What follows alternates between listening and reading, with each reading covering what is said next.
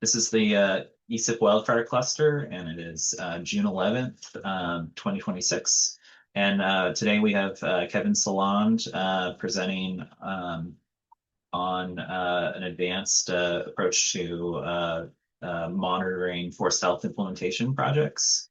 And take it away, Kevin. Awesome. Thank you, Tim. Thank you so much for hosting me today. And it's nice to meet all of you ESIP fellows. Yep, my name is Kevin Soland.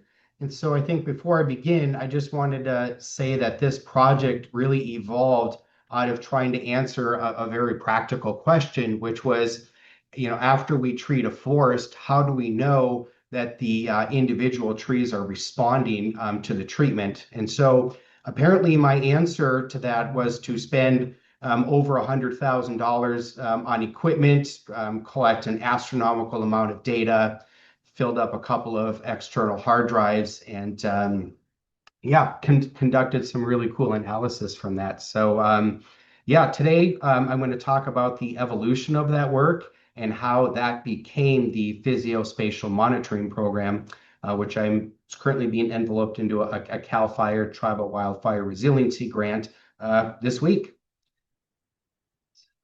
I will start my, oh wait, I suppose I need to share my screen.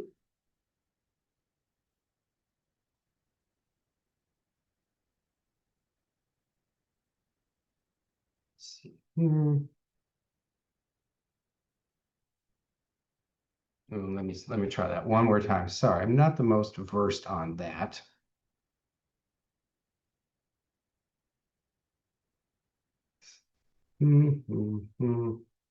Trying to share screen too.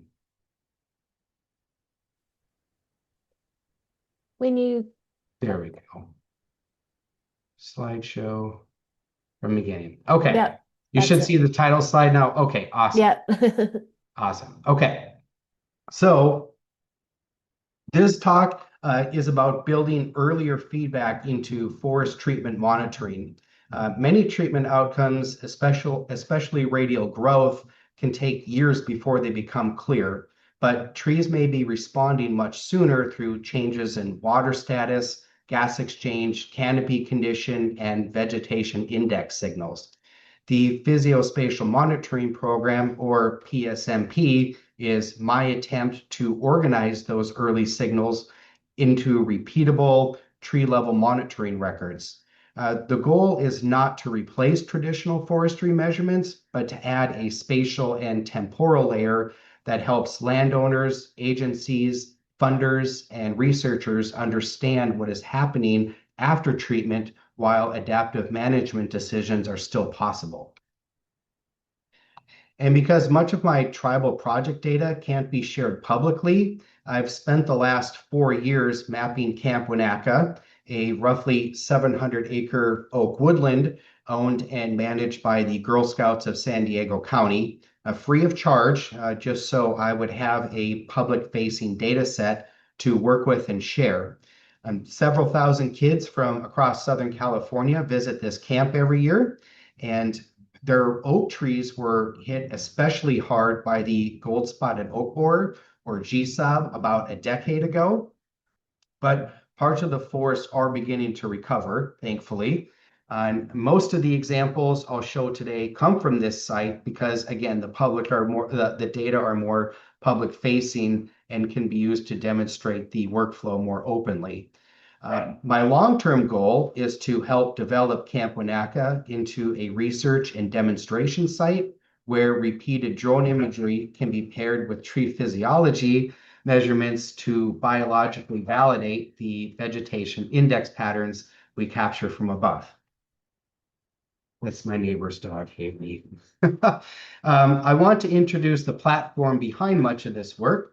This is the Ricky T, the Wingtra 1 Gen 2 drone that I use for mapping. So PSMP is not just about technology for its own sake. It's about using imagery, analysis, and repeatable records to better understand what is happening on the land and to support the people making the stewardship decisions. And this image captures the larger idea behind the program, modern monitoring technology supporting land stewardship, not replacing it.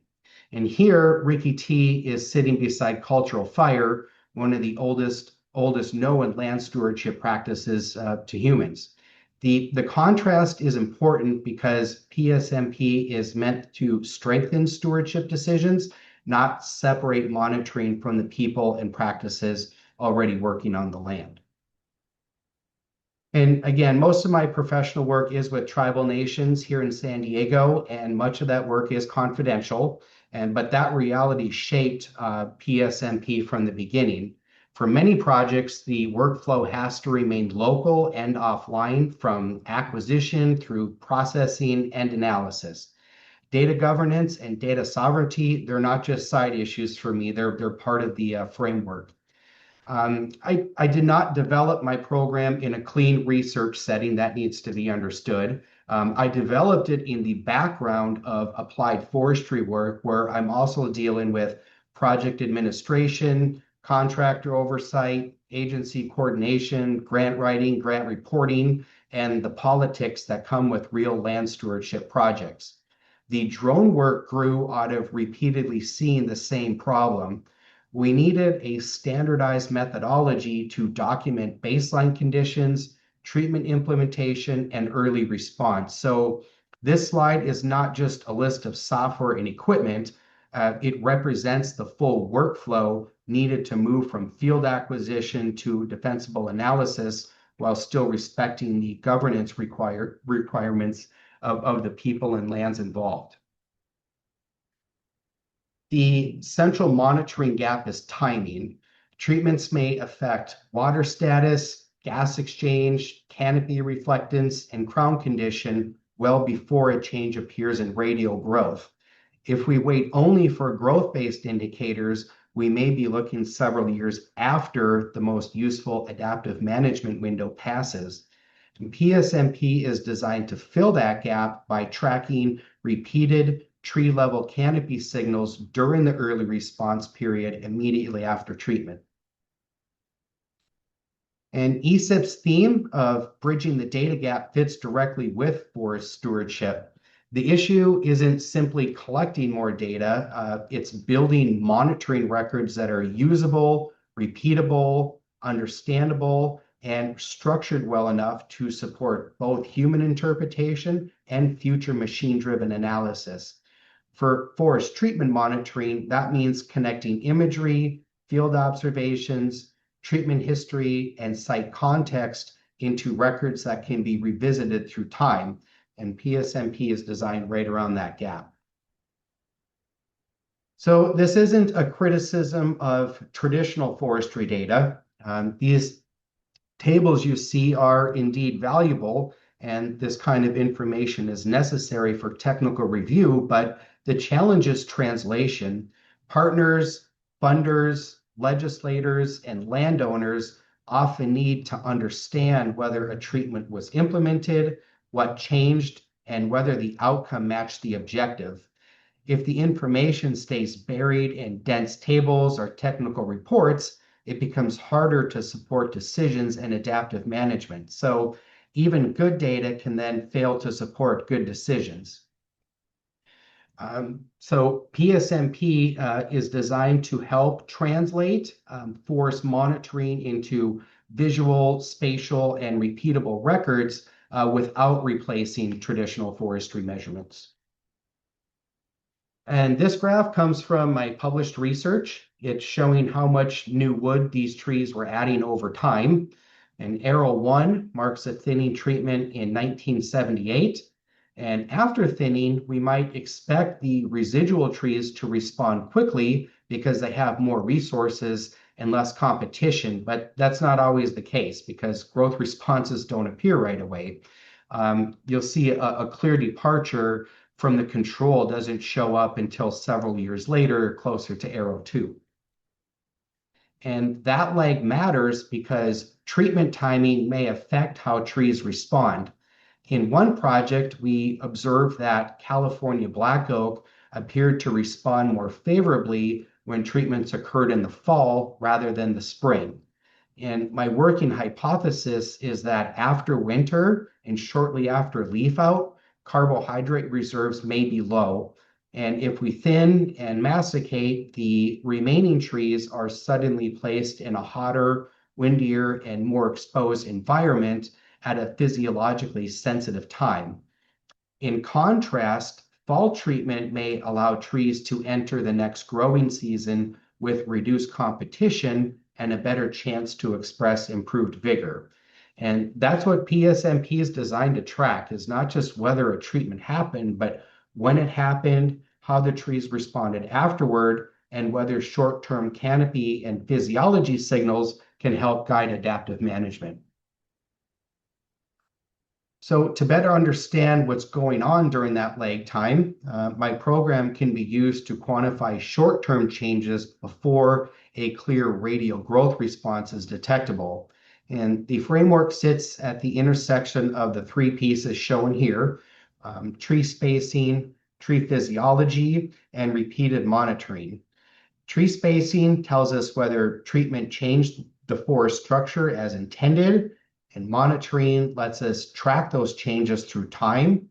And physiology helps us test whether the remaining trees are responding biologically. And by precision forestry, I mean using mapped individual trees as repeatable monitoring units so we can connect implementation, canopy condition, and tree function into one record. So this is how an orthomosaic becomes actionable.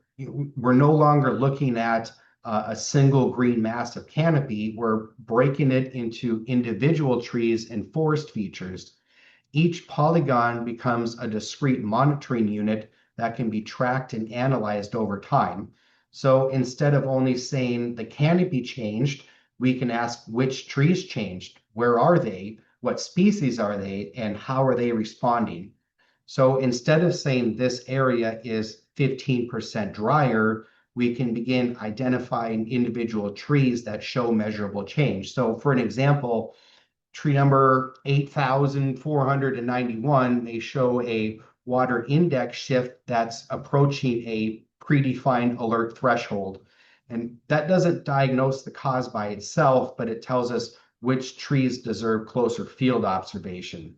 And this is the basis for individual tree analysis. And over time, a digital record of the forest can then be revisited and updated.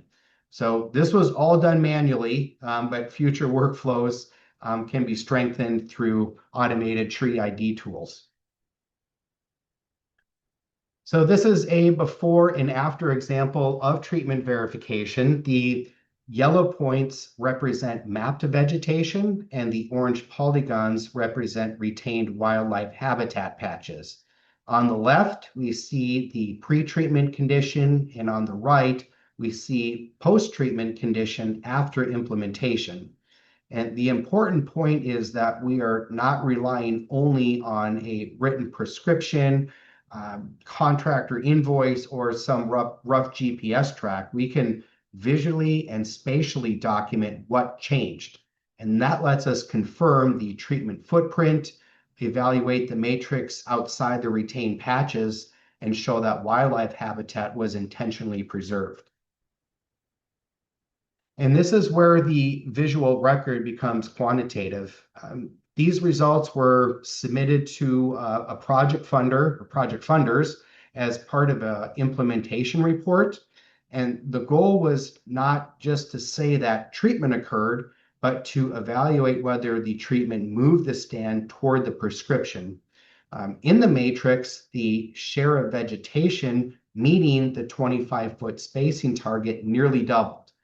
The median nearest neighbor distance increased only about 3 to 4 feet.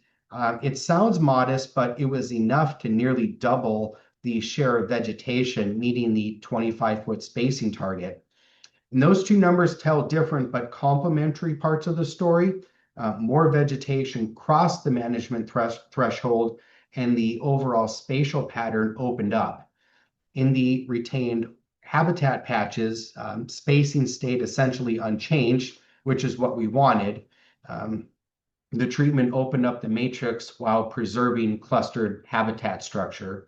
And that's what gives landowners, funders, and reviewers defensible evidence that the work matched the objective. So the HLS time series here raises a testable treatment response hypothesis.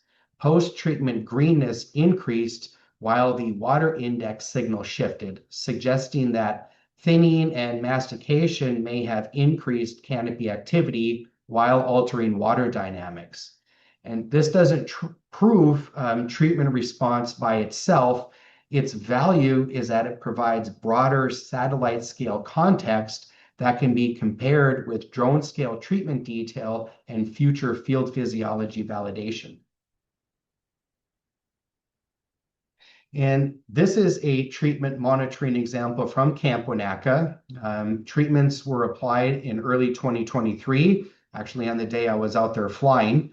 And the panels show the same canopy area across 4 growing seasons, 23, 2024, 2025, and 2026. In this classic false color view, stronger pink and red tones generally indicate a stronger vegetation signal. And by 2024, 25, and 26, the canopy response appears stronger and more consistent in the residual trees. So I would describe this as a possible recovery signal, but not proof of recovery by itself. And this is where PSMP becomes useful. Repeated imagery gives us a way to track the same canopy area through time. The next step, though, is to quantify those changes with vegetation indices, compare them against broader HLS phenology trends, and eventually validate the signal with field physiology measurements. So here I'm comparing satellite-derived EVI data with drone-derived EVI data using the same polygon. The top row gives us the broader HLS phenology context, and the orange arrows mark the actual dates of drone imagery collection. The bottom row shows drone scale EVI summarized within the same unit. The goal is not for HLS EVI values and drone EVI values to match exactly. They're different sensors, they have different spatial resolutions and different processing environments. The goal is to compare timing, direction, and whether the drone scale pattern fits within the broader seasonal context. In the control unit, the HLS medians are relatively consistent across years. The drone EVI values vary more, especially in 2026, where additional shadow lowered the median. And this is solely because the 2026 flight from last week was collected too early in the day when shadows were still affecting canopy signal. And so that reinforces an important point, especially on my end, that repeatable monitoring depends on consistent acquisition time. And it also reinforces why I'll be at Camp Winnetka tomorrow remapping the 700-acre property so I can collect a cleaner same season data set with better lighting conditions and make the EVI comparisons more defensible. So this slide applies to the same HLS to drone comparison, but in the treated unit. The top row shows the HLS record with the implementation period marked. The bottom row showing drone-derived EVI summarized within the same treatment boundary. And the main point is that the treated unit does not follow the same pattern as the control. The 2025 drone EVI median is lower, and the 2026 value increases again. But I wouldn't interpret that pattern biologically by itself. The drop could reflect treatment effects. Definitely bare ground is going to be in effect. Background exposure, shadow or sensor and processing differences. So I think of this as a treatment response hypothesis, not a conclusion. where HLS provides the broader phenology context and drone EVI shows the fine-scale treatment unit pattern. And field physiology is what's needed to test what these signals actually mean biologically.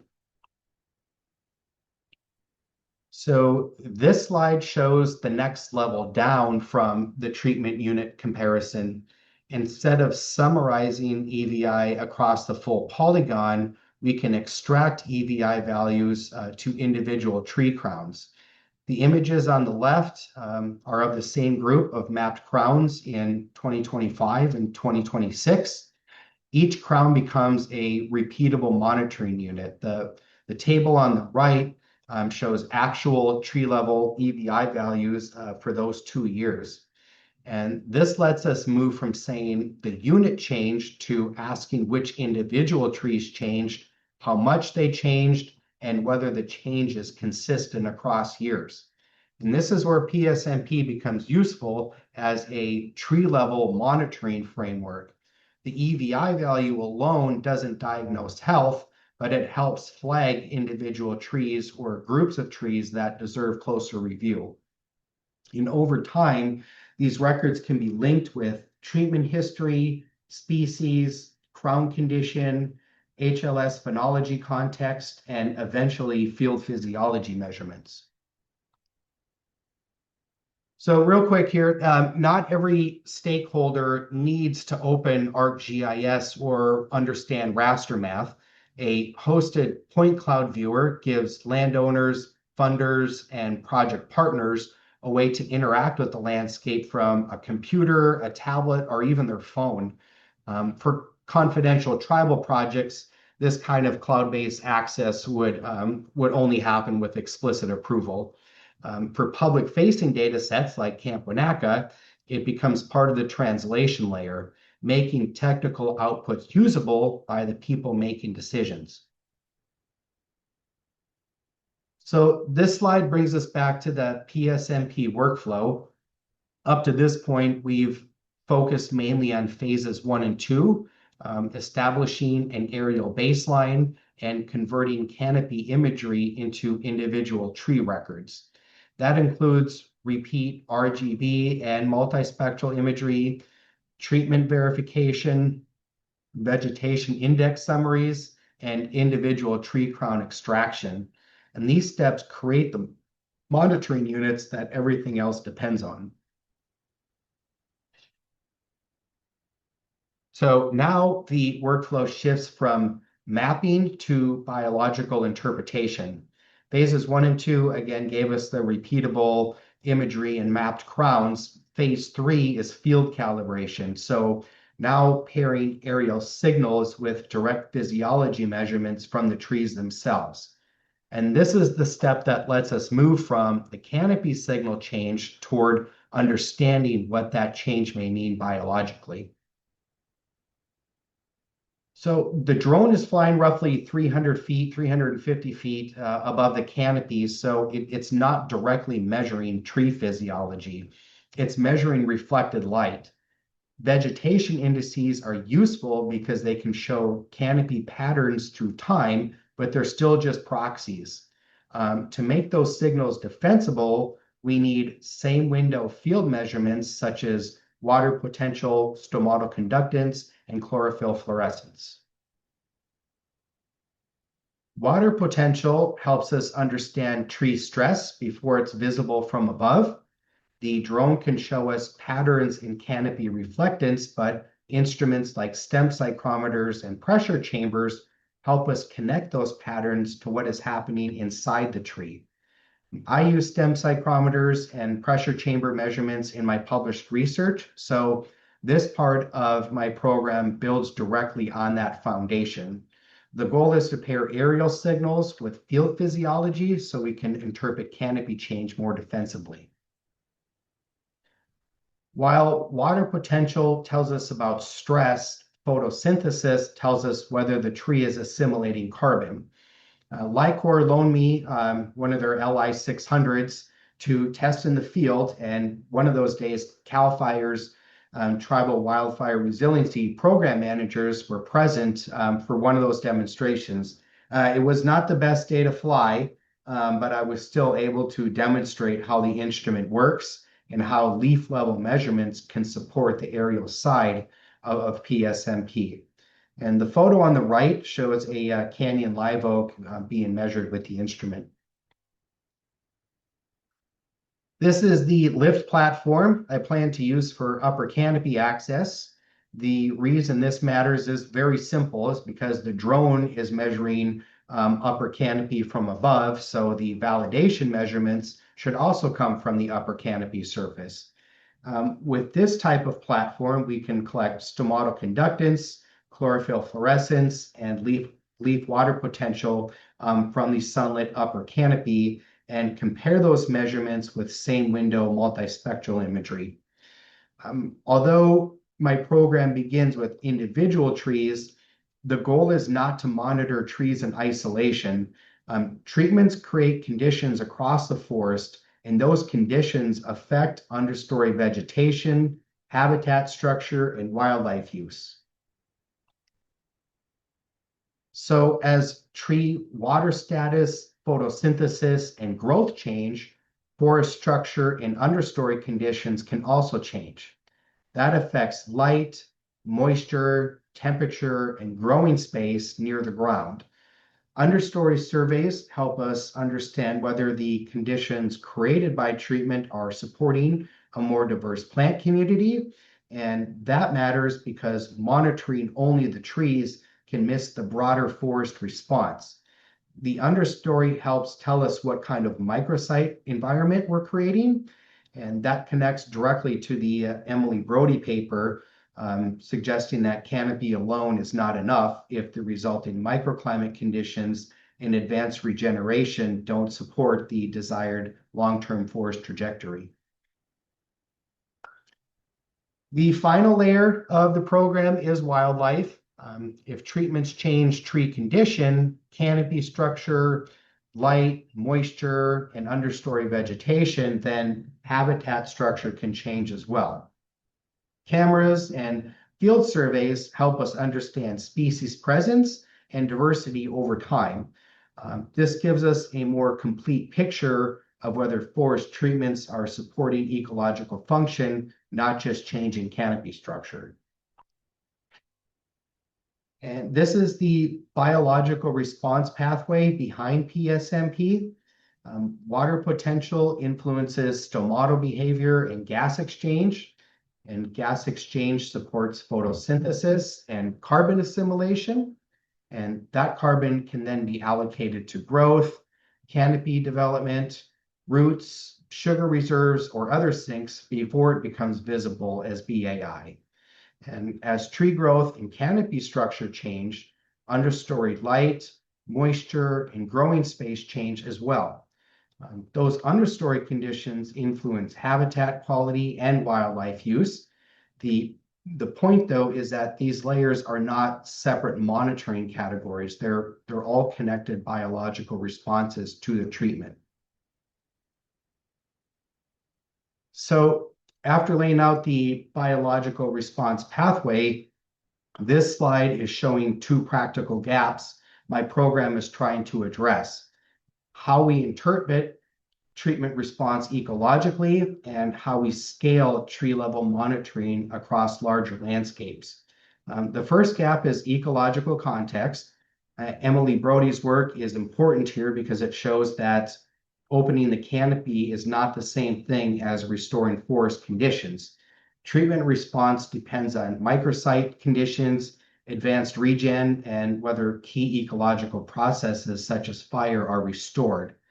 And that matters for PSMP because drone imagery can show canopy change, but interpretation still requires ecological context. And the second gap is scalability. Derek Young's work at UC Davis is important here because computer vision tree identification can help automate individual tree detection. And that's the technical piece needed to move from manually mapped grounds towards repeatable tree level data sets across larger areas. So PSMP sits between these two needs: ecological interpretation on one side and scalable tree level monitoring on the other. So at this point in the workflow, my program moves from individual measurements into a long-term record. Phase 4 is monitoring, so repeating imagery and field measurements through time across drought, treatment, pest, and wildfire cycles and cultural burning. So I do monitor that. Phase 5 is integration, bringing the imagery, field measurements, and long-term trends together so the data can support predictive stewardship. And this is the point where PSMP becomes a structured monitoring record that can be revisited, compared, and eventually used to support early warning conditional rules and future predictive models.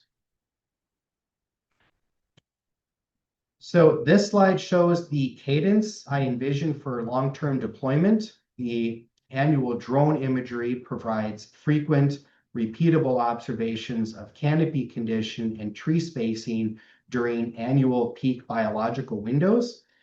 Traditional forestry measurements happen less often, shown here by the years marked with an asterisk.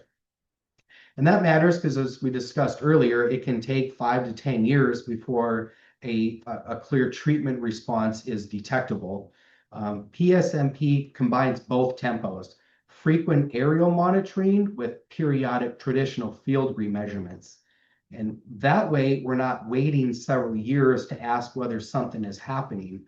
We can track canopy and spatial signals continuously, then anchor those observations with field data over time. So I haven't framed this talk as a wildfire modeling presentation, but wildfire is clearly part of the reason this kind of monitoring matters. Many forest treatments are intended to move landscapes from dense, stressed, fire-prone conditions toward more resilient structure and function. The question is whether that is actually happening after implementation. And PSMP is designed to help answer that question by documenting baseline conditions, tracking post-treatment canopy and spacing response, and eventually pairing those signals with field physiology and ecological response data. So if we have repeated tree level records before and after treatment, and eventually before and after wildfire, we're in a much stronger position to understand recovery, treatment efficacy, and long-term forest trajectory. The goal isn't just to prove that acres were treated, it's to build monitoring records that help managers understand whether the landscape is recovering in the right direction before, after, and between disturbances. And there's my contact information in case you would like to jot that down. So I think I nailed it to 30 minutes on the dot, Tim's. Awesome. Great. This is open for questions now. There's a lot in here, and please come off the mute and ask questions. I'm actually kind of curious about. Could you elaborate on the policy landscape that this is being implemented in as a part of a California Forest Health investment? Yeah, so this is what's interesting about that is tribal organizations right now were the only entities that are on board with this type of monitoring. I've tried pushing it to other agencies, but it just still. Sorry, have I stopped sharing? Let me stop. We're Not seeing yet. here. Okay, let me figure this out here. How to stop sharing? Sorry. I did it for you. Oh, thank you. Uh-huh. I'm not the most technologically savvy person. I am, but I'm not. So Tim, what I'm working on in the background is trying to get CAL FIRE to bite off on this type of monitoring. I know that there's been some issues with projects that have been implemented, but they haven't fully understood the baseline conditions. And now, as a result of some of these projects that are being executed, it's clear that there was a need for those baseline conditions to be documented because there's been some adverse environmental effects as a result of that.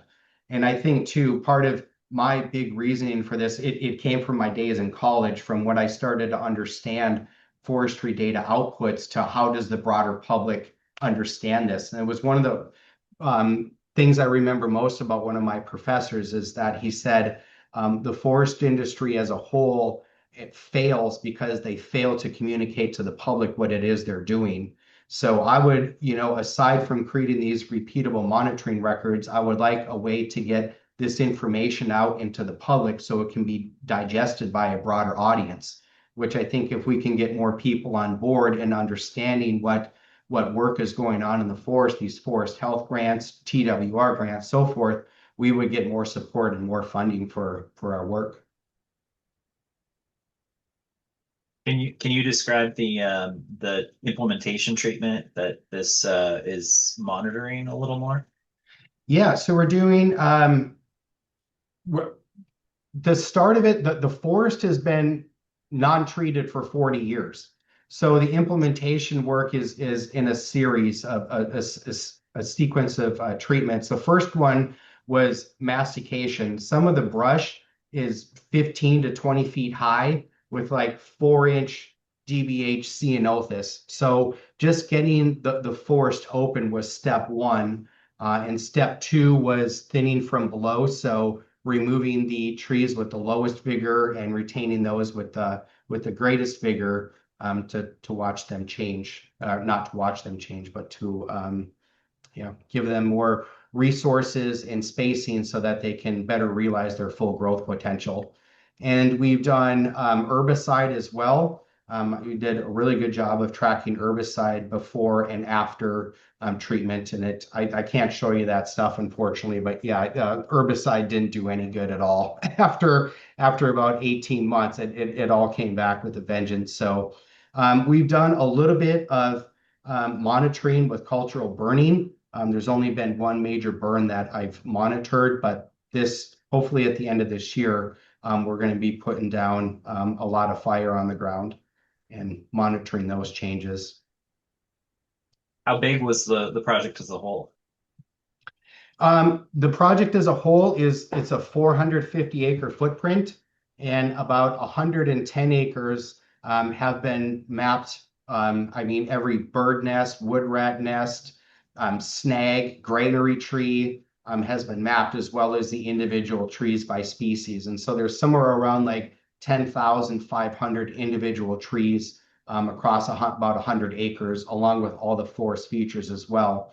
And then I've been starting to incorporate or look at more rather the NRCS web soil surveys to try to better understand if species diversity and tree height and the size of the trees, the radial size of the trees, has something to do with the soil from which they're growing. And obviously the answer is yes, but starting to bring this all together now.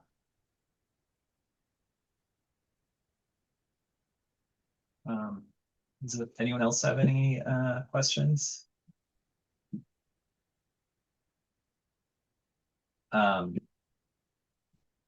Have you by chance looked at Neon as a kind of comparative source for similar data sets?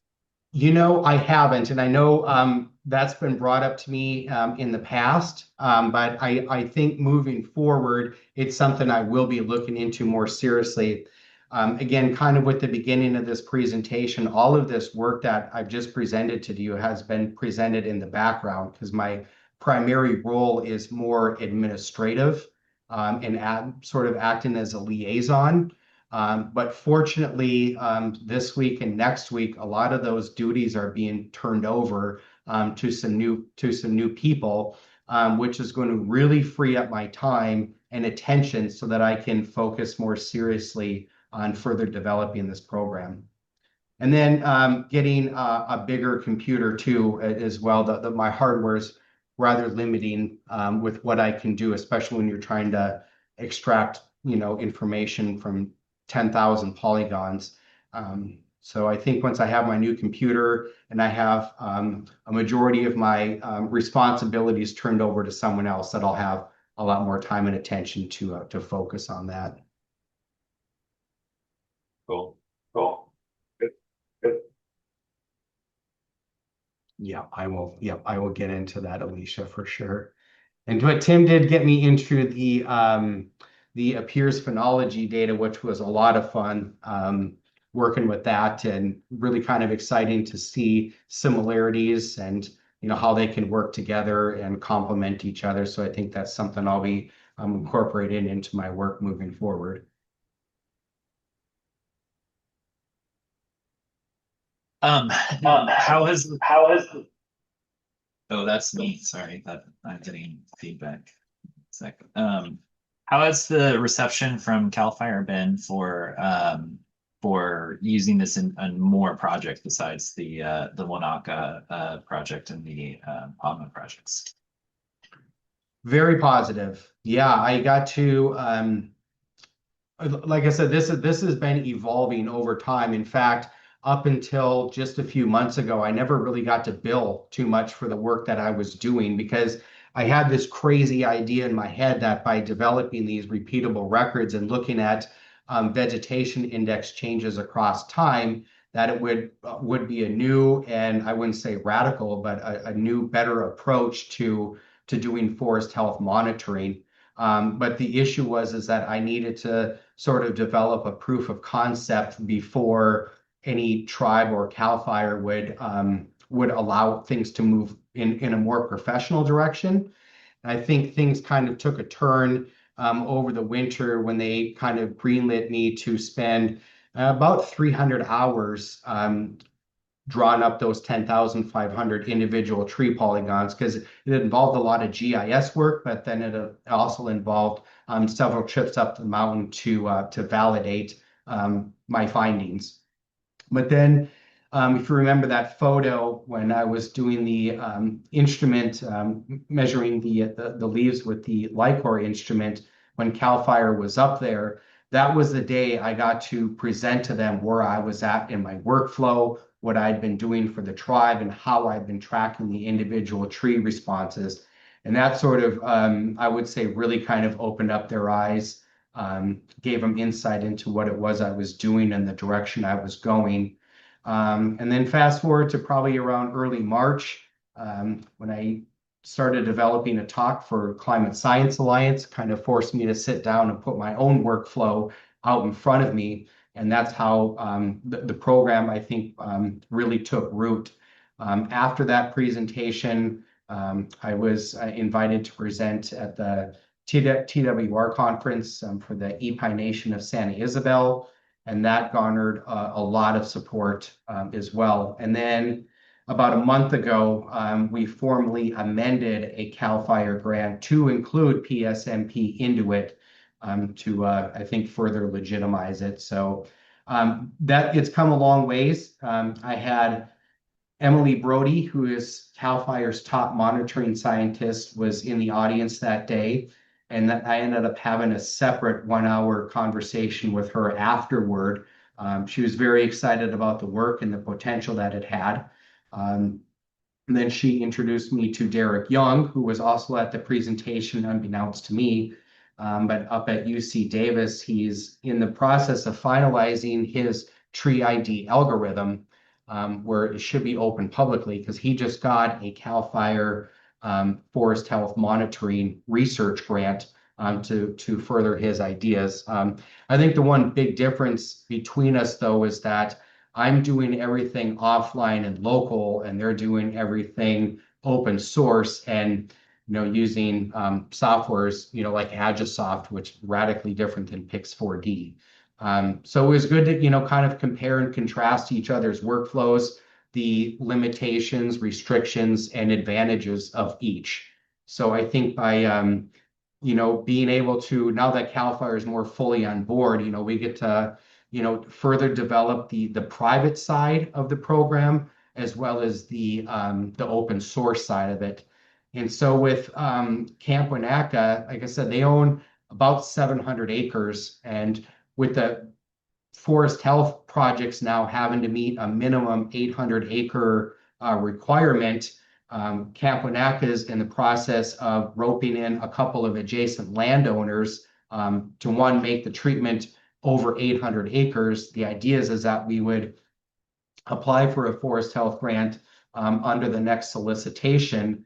And they have Cal VTP, should state that. So they're one of the first entities in the state, I believe, to have it like blanketed. So the idea is that they've done so much work over the last 4 years, they're ready to put fire on the ground.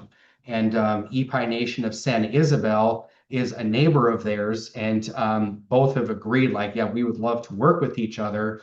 And the Girl Scouts are really adamant to get tribes in there to do burning. I mean, to invite all, I think, 18 or 19 federally recognized tribes here in the county to burn at Camp Winnetka. So they really want to become that public-facing research playground, what I like to call it, sort of to bring everyone together. So I think it would make for a very competitive application. And then, you throw in the fact that I've got 4 years of continuous monitoring data to start with, and then we'll bring that into the upcoming grant and monitor fire before and after as well. I think would provide some really cool stories and context.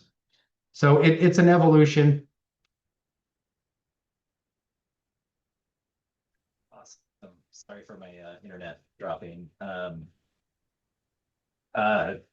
That's really good to hear, especially because it has been hard to fund monitoring and effectiveness treatments within many of the implementation grant programs out there. So that is very exciting. Yeah, in CAL FIRE with the tribal grants, I mean, they don't get the data or the imagery or anything like that, but they get the summaries. So pretty much every quarter, we'll be sending them like summaries of how, trees as a, together by species and individual trees are responding to the treatments across time.